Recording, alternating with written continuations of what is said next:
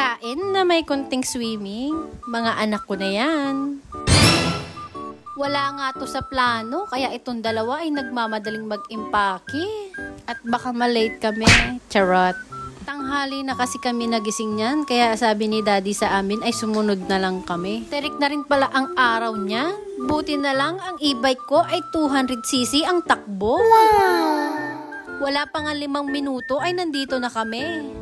Pagpasok nga namin ay dumiretso na kami dito sa 3rd floor dahil sa 1st floor ay makalat pa, baka makaapak sila ng bubog. Ito palang bunso ko ay mabilis tumakbo, kaya hinarang ko na tong kulungan ng aso ay baka mahulog sa hagdan. Inumpisahan ko na rin pala ayusin itong pool. Una ay nilinis muna namin dahil sa tagal na hindi nagamit ay marumi na. Malaki pala itong swimming pool kaya pag nilinisan namin at nalagyan ng tubig ay kay bigat. Kaya umakyat na si Daddy para tulungan kami. Habang naglilinis nga kami, ito ay si Kyung Kyung na dulas pa.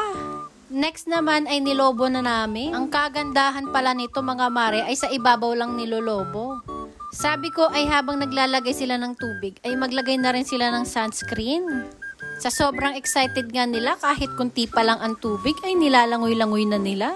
Ako naman ay sinimulan ko na rin magluto. Inuna ko pala itong bangus at liempo. Nilinis ko na rin itong mesa na gagamitin namin mamaya pang boodle fight. Gagamit lang kami ng saging dahil wala kaming dalang plato.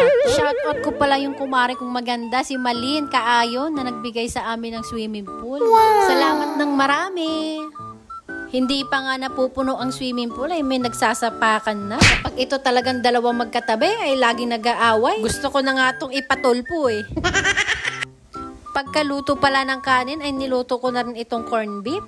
Ito palang corned beef ay dapat almusal namin. Sabi ko ay dalihin ko na lang. Sa wakas ay puno na yung swimming pool pero gutom na daw sila. Kaya sabi ko wait lang ha. Busy pa ang modra nyo. Sabi ko kay Kyung ay ilagay niya na yung kanin para tayo ay makakain na. Dahil wala nga tayong almusal ay gutom na rin yung bunso ko nga ay inupakan ng hotdog.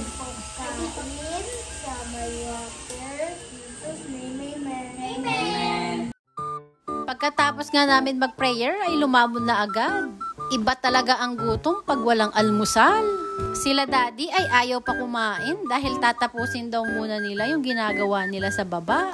Yung kakainin pala nila ay tinakpan ko muna kasi baka langawin. Mahirap na. Bumba nga ako para tawagin sila pero ayaw pa rin kumain. Aakyat na lang daw sila pagkakain na.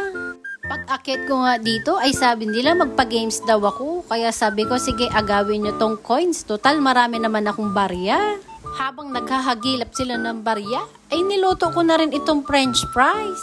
Para merong manguya-nguya habang nagsiswimming. Ito pala yung pinaka the best part, yung pagkain. Lalo na pag french fries, hindi uurungan ng bata yan. Nakatatlong salang nga ako ng french fries, pero ang bilis maubos. Akala nila siguro, buffet. Fast forward pala tayo dyan. Tirik na ang araw at color purple na ang bibig nila. Kaya sabi ko, tanggalan na ng tubig at uuwi na tayo. Syempre, bago tayo umuwi ay maglinis muna tayo at ibilad natin ang pool para hindi masira. Uuwi na pala kami. Hanggang dito na lang. Salamat sa panonood.